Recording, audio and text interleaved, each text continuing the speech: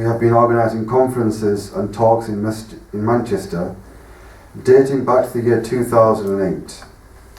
We have, by the permission of Allah, invited the likes of Shaykh Baaz, Shaykh Abdul and also held live telelinks with various Mashykhs. We have also invited the likes of our Salafi brothers to give us lessons from Birmingham, namely Abu Usamah ath-Thaahabi, the brothers from Nelson, Luton and Brixton, many of whom are former graduates from the Islamic University of Medina al-Munawwarah.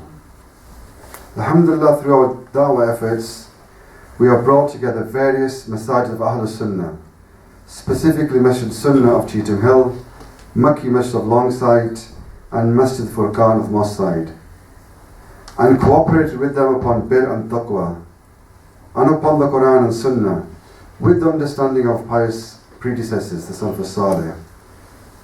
O Noble Sheikh, what is your view on this cooperation, and do you have any further advice in uniting the ranks of the Muslims in the United Kingdom, and particularly Manchester? Now,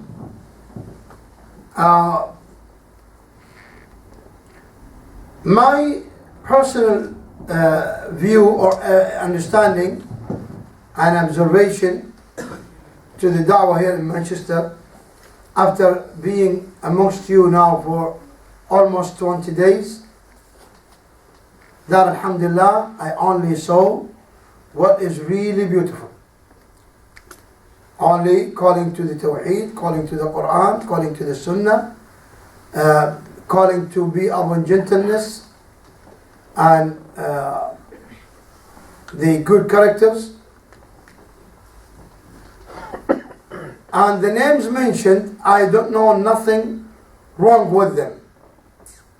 Especially the Shaykh that you mentioned, like Shaykh Abbas, a professor of Hadith in Jami'at al-Qura, studied under variety of major scholars, the like of Shaykh Albani, in the early days when he came to teach in Masjid Islamiyah Medina, the like of Shaykh ibn Baaz, and the major scholars of his time that promoted him to be today one of the major scholars of the Muslim world on the size of the whole earth. And that promoted him to have the trust of the authorities in Saudi Arabia, especially the two holy mosques, to put him in teaching, in the teaching staff in the Masjid al-Haram, and not anywhere, just in front of the Kaaba. So this all emphasized the high level of Shaykh Abbas. Plus that he is one of the well-known scholars of the great characters, tolerance, manners, etiquettes, very beautiful. Will that make him a person who never make mistake? No. He's a man like every man. Can make mistake. Should we drop him because of mistake? Then we don't have any alim. Then we will not have any alim. Sheikh Aziz Sadhan also well known in Riyadh and in the whole kingdom and even in the whole world.